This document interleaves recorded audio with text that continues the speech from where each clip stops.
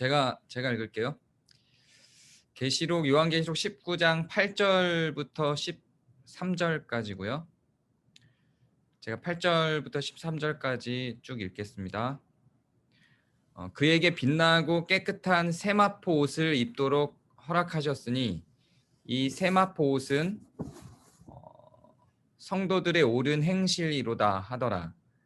천사가 내게 말하기를 기록하라. 어린 양의 혼인잔치에 청함을 받은 자들은 복이 있도다 하고 또 내게 말하되 이것은 하나님의 참되신 말씀이라 하기로 내가 그 발 앞에 엎드려 경배하려 하니 그가 나에게 말하기를 나는 너와 및 예수의 증언을 받은 내 형제들과 같이 된 종이니 삼가 그리하지 말고 오직 하나님께 경배하라. 예수의 증언은 예언의 영이라 하더라.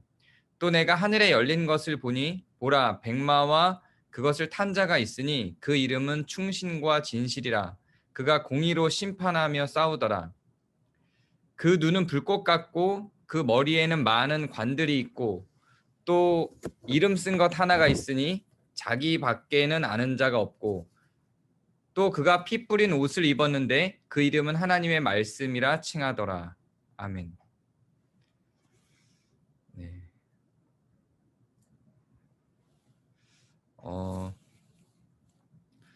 오늘 말씀은 계시록입니다. 이번 한 달 동안은 예수님의 말씀이 왜 읽혀져야 하는지, 왜 예수님의 말씀이 성경 전체에서 가장 중요한 위치를 차지하는지, 예수님의 말씀에 대한 이야기를 쭉 진행을 한다고 했었는데요. 먼저 오늘 계시록이기 때문에 정말 의미 있고 예수님의 말씀에 대해서 이야기할 때 꼭 필요한 부분이라 뽑아는 왔는데 4년 전에 3년 전이죠. 저랑 같이 계시록을 같이 나가셨던 분들은 아시겠지만 제가 계시록을 잘 몰라요. 아직 저도 계시록 안에서 말하자면 일종의 노선을 못 정했어요. 계시록 자체에 어떤 노선이 있는데 노선을 저도 못 정한 상황에서 계시록을 설교로 성경 공부야 뭐 저도 이런 부분은 잘 모르고 이런 건 이렇게 설명할 수 있는데 계시록을 설교로 하기는 저도 조금 어려운 부분이 있습니다. 그래서 좀 제가 설명할 수 없는 부분들은 설명할 수 없다고 좀 떼놓고 좀 명확한 것들만 중심으로 오늘의 주제에 맞춰서 좀 설교를 하도록 하겠습니다. 먼저 좀 중요하지 않은 것들은 좀 걷어내고 이야기를 시작을 할게요. 좀 오늘의 주제의 핵심에 좀 다가서기 위해서. 네. 9절 말씀하고 13절 말씀에 말씀이라는 단어가 나와요. 9절에도 말씀이라는 단어가 나오고 13절에도 말씀이라는 단어가 나오거든요. 근데 그 9절에서 이야기하는 그 말씀이라는 단어하고 13절에서 이야기하는 말씀이라는 단어가 다르게 적용되어 있습니다. 9절에서 이야기할 때 말씀이라고 하는 단어는 잘 살펴보시면 하나님의 참되신 말씀이라고 했는데 이거는 은유적 표현이 아니라 그냥 앞에 한 그 말이 참되다 이런 이야기예요. 앞에 어린 양이 혼인잔치에 청함을 받은 자들이 복이 있도다 이렇게 얘기했잖아요. 그게 정말 하나님의 참되신 말씀이다 이렇게 이야기를 한 겁니다. 그런데 13절에 나와 있는 그 하나님의 말씀이라고 하는 건 은유죠. 상징이에요. 상징성이 있죠. 그 이름은 하나님의 말씀이라고 해서 예수님의 이름이 하나님의 말씀이라고 이렇게 등치를 시킨 겁니다. 이거는 지금까지 제가 계속 설교해 왔던 부분이기도 하고 그리고 요한복음 1장 1절에 보면 태초에 말씀이 계시니라라고 하면서 예수님을 말씀으로 표현하죠. 그거하고도 좀 연결이 되는 내용이에요. 그러니까 9절에서 사용했던 말씀과 13절에서 사용했던 말씀은 다른 의미다라는 걸 좀 생각을 하셔야 될 것 같고요. 네, 그리고 천사가 나타나서 몇 가지 말을 쭉 하죠. 지금 나타나서 말을 하는 거는 예수님이 아니라 천사예요. 천사가 나타나서 말을 하는데 그 천사가 하는 말들을 좀 정리를 해드리면 이래요. 그의 옷은 성도들의 옳은 행실이다. 세마포라고 기록되어 있는 그 예수님의 옷은 성도들의 옳은 행실이다. 이렇게 이야기를 하고요.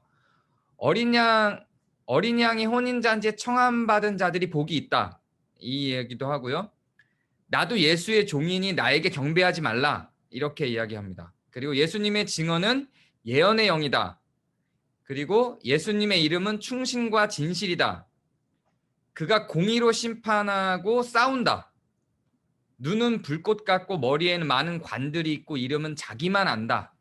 피 뿌린 옷을 입었는데 그의 이름은 하나님 말씀이다. 이렇게 해서 8개를 천사가 말을 합니다. 그중에서 중요하지 않은 것부터 먼저 좀 제거를 해나갈게요. 먼저 어린 양의 혼인잔치에 청함받은 자들이 복이 있다라고 했는데 여기서 청함받은 자들이라고 하는 건 우리를 얘기하는 겁니다. 예수님이 혼인잔치 그러면 이제 이 본문엔 안 나오는데요. 앞 뒤로 설명이 들어가요. 예수님이 혼인잔치에 청함받은 자들은 예수님이 혼인잔치잖아요. 어린 양이 혼인잔치가. 거기에 신부로 누가 오냐면 우리가 이제 신부로 간 거죠.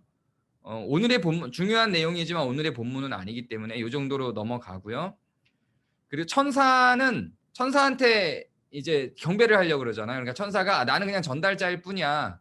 나도 예수님을 섬기는 존재야 이렇게 얘기를 하죠. 그러니까 천사는 경배 대상이 아니고 천사한테 경배할 수 없다는 내용이 좀 등장을 하고 이것도 중요하지 오늘의 본문의 오늘의 주제는 아니라서 그냥 좀 제껴놓고요.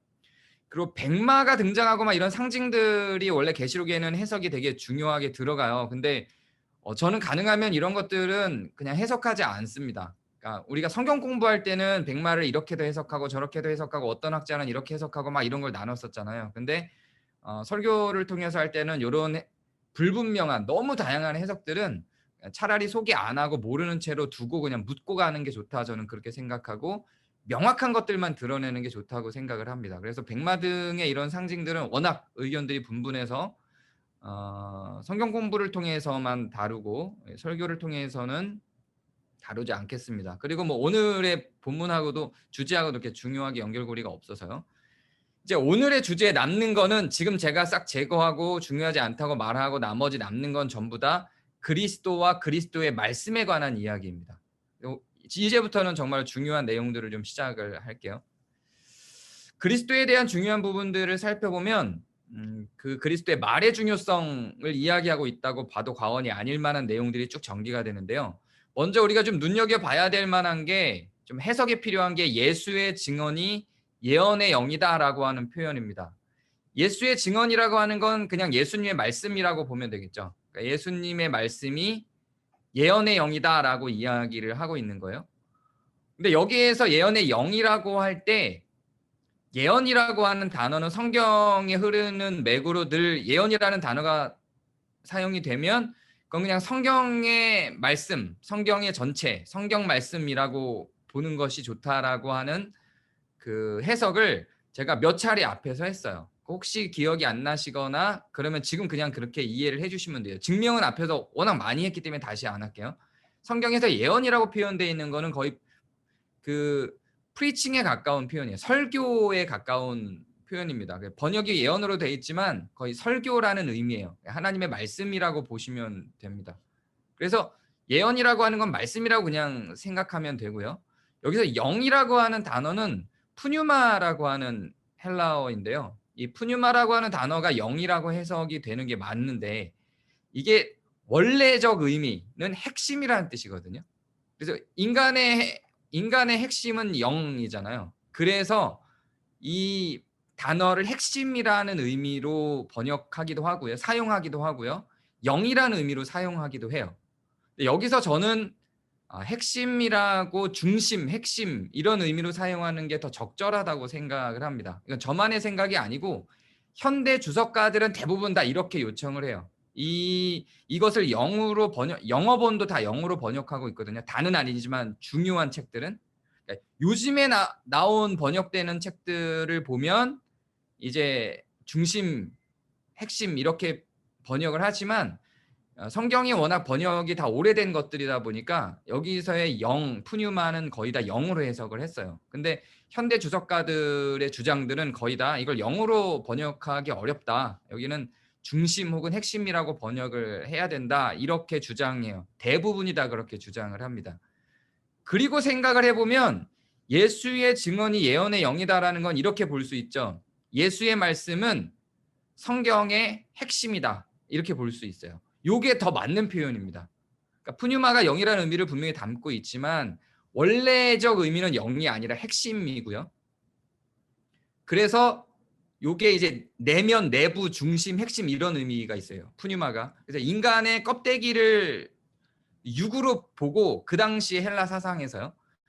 지금은 이제 육신과 영을 구분하지 않는 게 성경학자들의 관점인데 이 성경이 쓰여질 당시의 사람들의 가치관 속에서는 육은 껍데기고 중심이 영이라는 생각이 있기 때문에 이 중심 핵심이라는 의미를 갖고 있는 푸뉴마라고 하는 단어를 영이라고 다 번역을 해놨단 말이죠. 그래서 그런 이해에서 푸뉴마를 영으로 이해를 했는데 그런 어떤 원래적 의미가 없이 성경에서 영으로 많이 사용하고 있는 단어다 보니까 이 성경을 번역할 때 이걸 전부 다 영으로 번역을 해낸 거죠.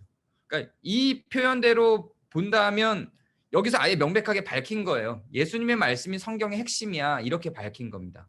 그러니까 제가 1월 한 달 동안 계속 이야기하고 있는 내용은 뭐냐면 저는 그렇게 보지 않는 학자들도 있는데 저는 성경의 말씀에도 우선순위가 있다고 생각을 하고요. 그 중에서 가장 중심된 우선순위는 예수님이 하신 말씀들이다 이렇게 생각을 합니다. 왜냐하면 예수님의 말씀들은 선언적이고 문화의 옷을 입지 않고 그 다른 구약과 신약의 양쪽 사상들을 전부 집약해서 연결고리를 만들 수 있기 때문이다라고 이야기한 게 1월 내내 계속 제가 주장했던 거죠. 그래서 예수님의 말씀을 알아야 성경의 핵심을 안다 이렇게 계속 주장을 했는데 그 문장을 아예 여기서 그런 주장을 이 한 문장 안에서 사실상 다 담고 있는 겁니다. 그러니까 일부의 현대 신학자들의 일부가 이걸 주장하는 게 아니라 대체로 대부분의 주석가와 신학자들이 다 이렇게 이야기를 합니다. 그래서 예수님의 말씀은 성경의 핵심이다 이렇게 원래는 번역을 해놓는 게 더 원래적 의미에 가깝다라는 거죠. 그리고 이어서 그의 이름이 하나님의 말씀이라고 이야기를 해요. 여기서 13절에 나타난 하나님의 말씀은 요한복음 1장 1절에 나타난 태초에 말씀이 계시니라라고 할 때 그 말씀처럼 로고스입니다. 그러니까 말씀이라고 번역을 했지만 실질적인 원래의 뜻은 이성, 생각이라는 뜻이에요. 그러니까 그의 이름은 하나님의 생각이다. 하나님의 이성이다. 이렇게 생각하는 게 맞는 겁니다. 그러니까 그의 이름이라고 하는 건 이름 자체가 어떤 정체성을 갖고 있잖아요. 태초에 말씀이 계시니라 그 말씀이 육신이 되어라고 표현할 때 예수님이 곧 말씀으로 등치가 됐던 것과 동일하다고 저는 생각해요.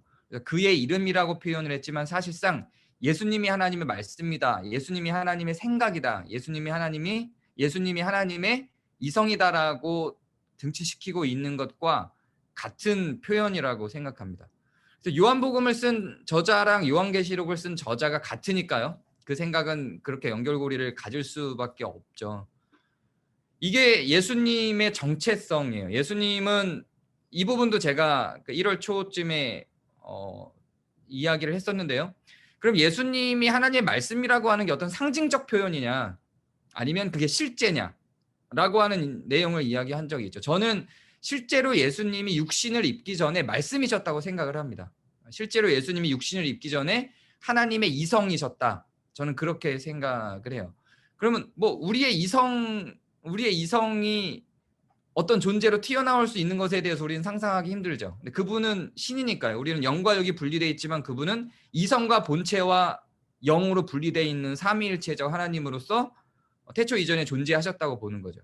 심지어 예수님은 육신을 입기 전에 계속 하나님의 이성이라고 하는 어떤 한 그 인격으로 존재로 계속해서 하나님과 함께 계셨던 거죠. 그래서 요한복음 1장에 태초에 말씀이 계시니라 그는 하나님과 함께 계셨고 말씀이 육신이 되어 이렇게 연결되는 연결고리를 가질 수가 있는 겁니다. 그분이 원래는 육신이 되시기 이전에는 여전히 하나님 말씀으로 하나님의 이성으로 존재해 오시다가 이제 예수님이 육신으로 탄생하시면서 육신이 되신 거죠. 그럼에도 불구하고 육신이라고 하는 몸 안에 자신의 모든 그런 권능을 다 함축시켜서 담아내셨지만 그분이 하나님의 생각으로서 하나님의 이성으로서 하나님의 말씀으로서 갖게 되는 그분의 사역적 역할은 변함이 없다고 저는 생각을 합니다. 왜냐하면 여전히 그분은 통치하신다고 창조주로서 통치하신다고 성경이 기록하고 있으니까요.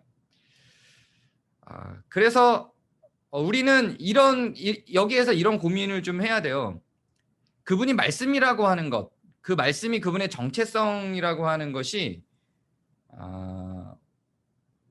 우리가 성경을 볼 때 그분에 대해서 묵상을 할 때 우리는 뭘 떠올리죠? 예수님을 묵상할 때 여러분은 뭘 떠올리시나요? 예수님을 묵상한다는 표현을 많이 쓰잖아요. 유기성 목사님 같은 경우는 그 예수님을 묵상하는 일기를 쓰시기도 하죠. 그럴 때마다 여러분도 우리도 예수님을 묵상하잖아요. 그때 뭘 떠올리죠? 우리는 너무 쉽게 이미지를 떠올리죠. 예수님의 형상을 떠올려요. 예수님의 얼굴, 머리카락, 그분의 얼굴 수염난 모습 이런 것들을 떠올리고 그것을 우리의 경배의 대상으로 삼죠.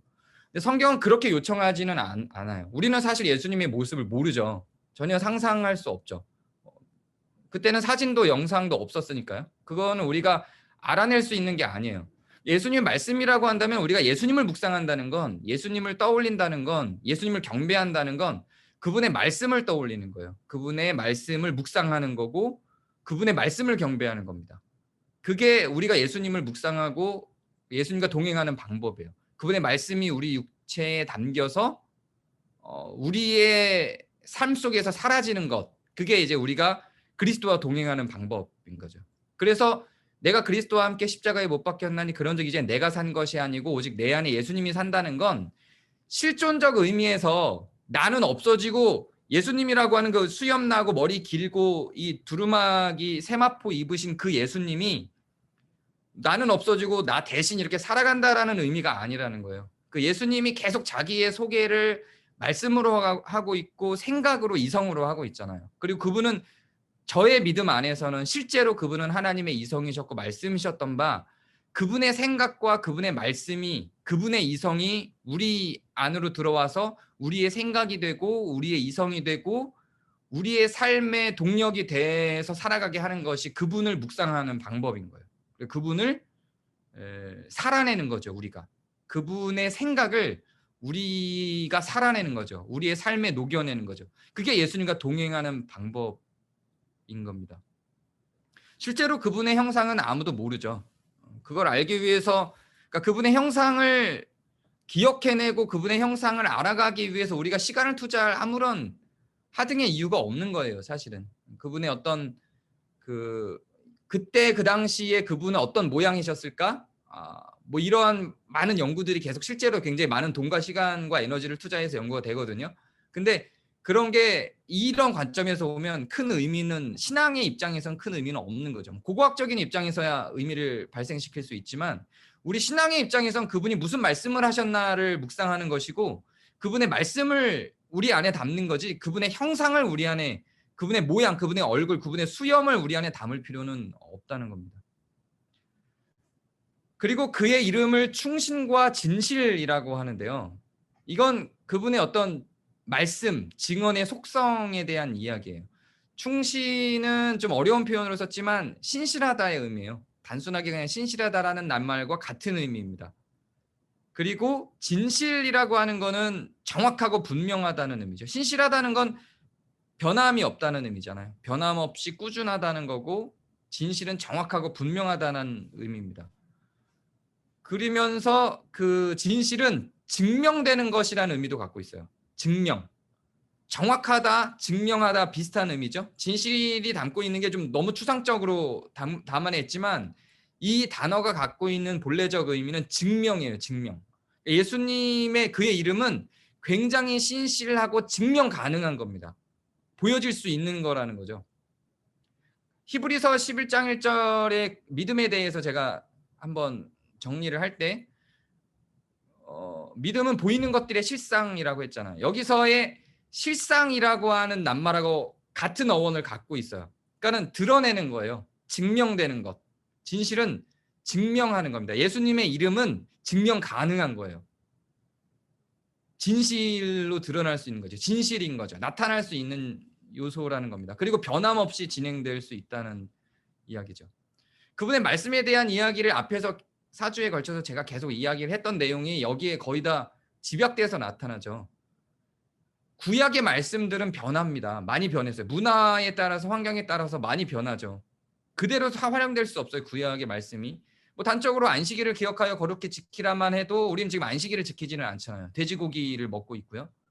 굉장히 많은 부분에 있어서 구약은 시대적 상황과 환경과 기후와 여러 가지 문화적 조건들에 의해서 변하죠. 신약에 나타난 바울의 가르침들도 많이 변해요. 그 여자들은 교회에서 잠잠하라고 했던 것들이 지금 실천될 수 없죠. 가능성이 없어요. 그거는 그 당시의 문화와 그 교회를 향한 어떤 가르침들이었던 거죠. 그 당시의 교회들을 향한 가르침들이었던 거예요. 근데 예수님의 말씀들은 이런 것들이 없지는 않아요. 부분적으로 있는데 특히 비유로 넘어가면 문화적 해석을 해야 됩니다. 비유는 그 시대 사람들이 이해하기 쉽게 하기 위해서 그 당시 문화 속에서 이해하기 쉬운 예들을 끌고 와야 되기 때문에 비유들은 해석이 필요해요. 문화적 해석이. 근데 그분이 선언했던 내용들은 바울이나 구약의 율법처럼 그 당시 문화적 해석을 할 필요가 없어요. 그냥 굉장히 선언적이고 시대 초월적이에요. 내 이웃을 사랑하라. 하나님을 사랑하라 하는 단적인 명령들로 이루어져 있죠. 매우 신실하죠. 변함이 없어요. 충신이죠. 충실되죠. 변함이 없어요. 신실하죠. 어느 시대를 초월하고 적용 가능하고 적용해야 되는 것들이에요. 과거에는 오히려 이런 예수님의 말씀들을 적용하기가 더 어려웠죠. 그냥 말씀을 적용해서 성도의 삶을 바꾸는 정도 수준이 아니라 제도와 싸워야 됐어요. 예수님이 살아계신 당시에는. 그 예수님이 돌아가신 그 이후 로마 시대나 그 중세 시대를 거쳐오면서도 예수님의 말씀이 그 선언적 말씀이 성도들의 삶을 통해서 드러나려고 한다면 그냥 나 혼자 고군분투하고 싸우면 되는 게 아니라 제도와 싸워야 됐어요. 사회와 직면해서 싸워야 되는 구조 속에 있었죠. 정치와 싸웠어야 됐어요. 도망가야 됐고요. 아니면 자기 모든 걸 다 버리고 살아야만 됐던 거죠. 변하지 않았죠. 지금은 오히려 그 시대에 비해서는 예수님 말씀이 우리들에게 적용돼서 실천돼서 예수님의 말씀이 우리를 통해서 살아 움직일 수 있도록 하는데 훨씬 더 쉬운 조건들이에요. 그러니까 이런 변화된 조건들, 상황은 변했지만 예수의 말씀은 불변하죠. 바울의 사상이나 구약의 말씀들과는 좀 달라요. 그건 문화의 차이에 의해서 변하잖아요. 돼지고기 먹을 수 있고 이렇게 이자를 하지 말라 그랬는데 지금 이자가 만연해 있고 뭔가 변하잖아요. 근데 예수님의 그런 선언적 말씀들은 불변한다는 얘기죠. 매우 신실하죠. 어떤 분들은 오히려 예전에 핍박이 있을 때보다 지금처럼 자유로운 게 더 악마적이다. 더 지키기 어렵다. 이렇게 변명을 하죠. 그거 변명이에요. 지키기 쉬워진 거예요. 훨씬 더. 시대가 갈수록 그렇게 될 거고 저는 세상은 점점 더 굴곡은 있지만 10년 전보다 지금이 더 악할 수는 있지만 장기적으로 몇백 년의 단위의 세계적인 그런 역사성으로 보면 세상은 점점 더 의로워져 가고 있죠.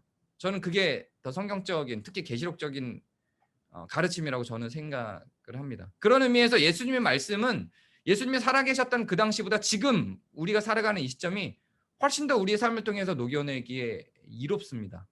훨씬 더 편안하게 살아낼 수 있죠.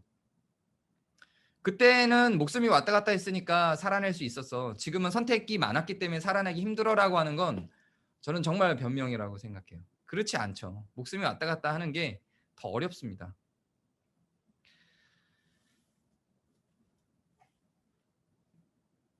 지금까지는 이제 이런 표현들이었죠. 그의 핵심, 그의 영 혹은 그 말씀에 대해서 나눴어요. 다 내부적인 추동이 될 수 있는 그의 말씀에 대해서 이야기했어요. 영이라고 하는 그의 핵심에 대해서 이야기를 했어요.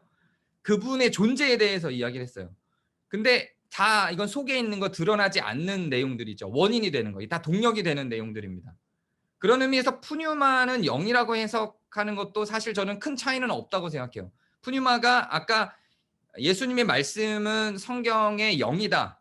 예언의 영이다라고 할 때 영이 아니라 핵심이다. 그래서 예수님의 말씀은 성경의 핵심이다라고 하는 게 이해가 쉽다고 얘기했는데 영이라고 하는 해석도 틀리지 않았다고 생각할 수 있는 건 뭐냐면 이게 다 어떤 동력이 되고 추동이 된다는 내면적인 의미라는 측면에서 그래요. 근데 이게 좀 외부로 향하는 것도 오늘의 본문에 좀 나타나 있죠.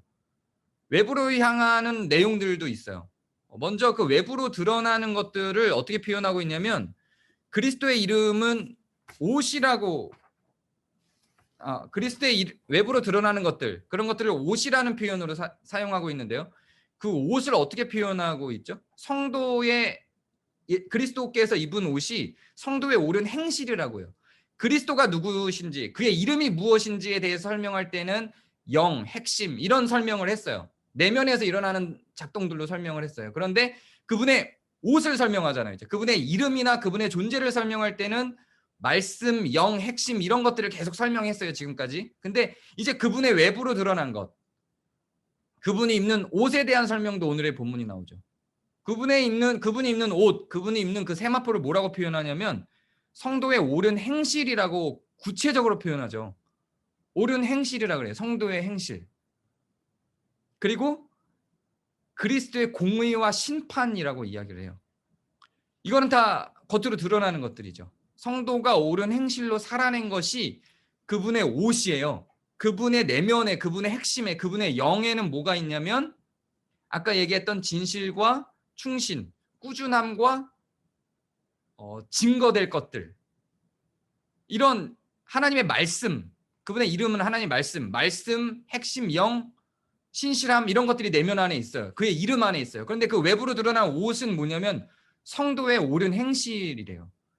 말씀으로, 그분의 신실함으로, 그분의 생각으로, 하나님의 생각으로 우리의 내면이 다져지고 그게 외부로, 옷으로 어떻게 드러나냐면 성도들의 옳은 행실로 드러나요. 이게 성도의 역할이에요. 그럼 예수님의 입장에서는 외부로 드러나는 게 뭐냐면 공의와 심판이죠. 공의로 심판하시는 거예요. 이 땅에서 우리는 그 예수님의 내부, 예수님의 핵심, 예수님의 말씀으로 우리는 예수님을 우리 안에 담죠. 그리고 옳은 행실로 그것이 드러나요. 계시록이 지금 오늘의 본문이 주장하고 이야기하고 있는 구조와 과정이에요. 이 계시록이 너무 상징적으로 표현돼 있어서 저도 주석을 빌리지 않고는 계시록을 해석할 수가 없어요. 근데 대부분의 주석가들이 표현하는 바예요. 그리고 지금 이제 이 표현을 가지고 제가 설명해 준 은유를 상징을 해석해 준 내용을 가지고 다시 이 본문을 읽어보면 이제 하나하나 연결고리들이 잡혀 나갑니다. 예수님의 이름은 우리의 내면을 표현하는 거고요. 그 이름은 충신이요, 진실이요, 말씀이었어요. 그게 우리 내면에 있어요. 그리고 예수님의 외부로 그것이 드러나는데 어떻게 드러나냐면, 즉 옷으로 나타나는데 어떻게 나타나냐면 성도의 옳은 행실로 나타난다는 거예요. 이게 바로 우리 안에 있는 하나님의 말씀에 대한 믿음이 성화를 통해서 우리의 삶으로 드러나가는 과정들을 그대로 묘사하고 설명하고 있는 내용입니다. 예수님 말씀은 우리 안에만 있을 수 없어요. 옷으로 드러나는 거예요. 옳은 행실로 나타나는 겁니다. 그게 한 통이에요. 하나예요. 서로 분리될 수 없는 하나로 가고 있는 겁니다. 말씀은 반드시 옳은 행실로 드러나 보여지게 되는 거죠.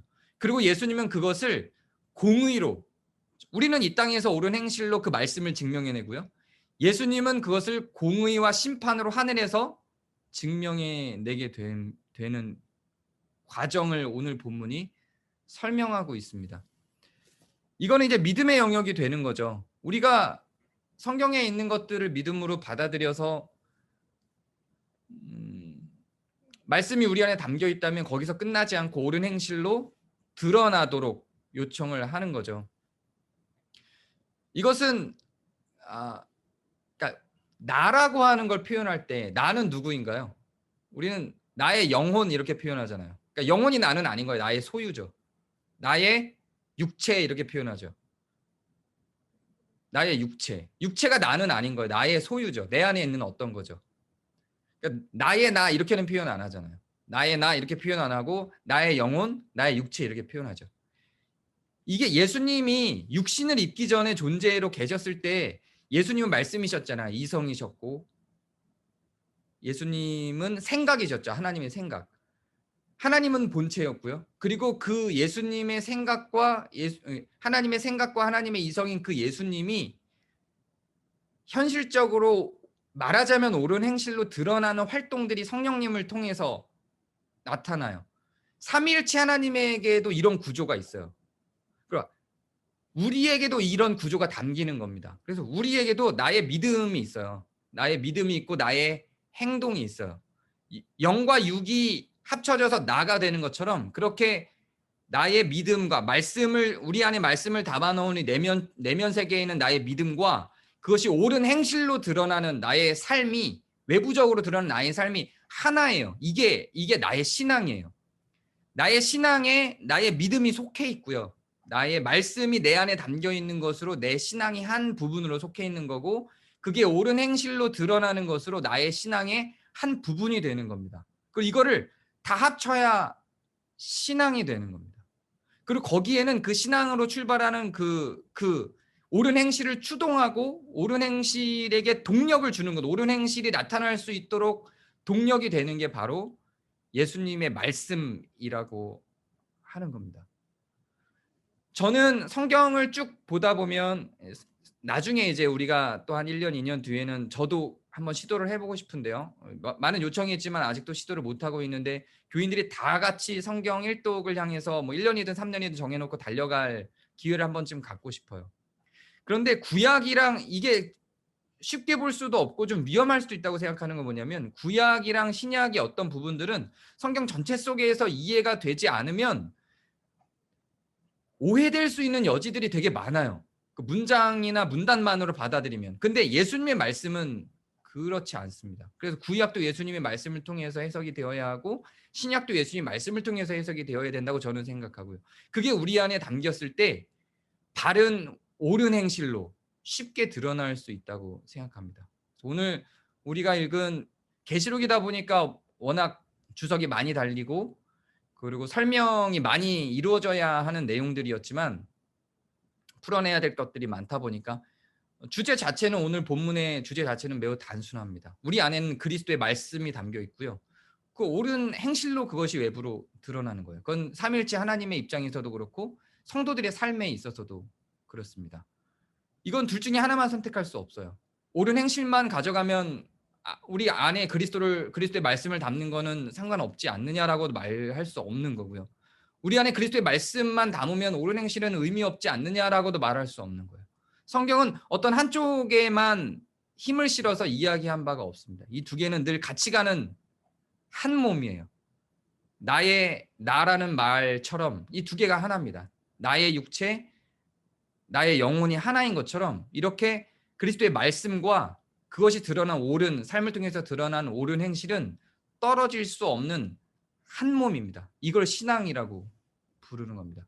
그 중에서 우리는 이제 올 한 해 그리스도의 말씀이, 우리의 옳은 행실로 드러나야 할 그리스도의 말씀이 무엇을 이야기하고 있는지를 살펴보게 될 것입니다. 감사합니다. 제가 기도하겠습니다. 은혜 하나님, 그리스도를 향한 믿음이 우리 마음 가운데 하나하나 한 걸음 한 걸음 자라나고 있음을 고백합니다. 그러나 또 우리의 행실들이 그것들을 담아내지 못함을 또한 고백합니다. 말씀이 우리 안에서도 자라나게 해주시고, 또 말씀이 우리의 삶을 통해서도 증명될 수 있도록 인도해 주시옵소서. 이 걸음걸이들이 우리에겐 버겁고 어려운 부분들이 너무 많습니다. 우리 안에 담겨져 가고 있는 그리스도의 말씀이 환경과 현실보다 너무 작아 보이기만 합니다. 도와주셔서 환경을 극복하고 이 현실 속에서 그리스도의 말씀이 싹을 틔워 옳은 행실로 나타날 수 있도록 주님께서 도와주시옵소서. 함께 걸어가 주시옵소서. 예수 그리스도의 이름으로 기도합니다. 아멘.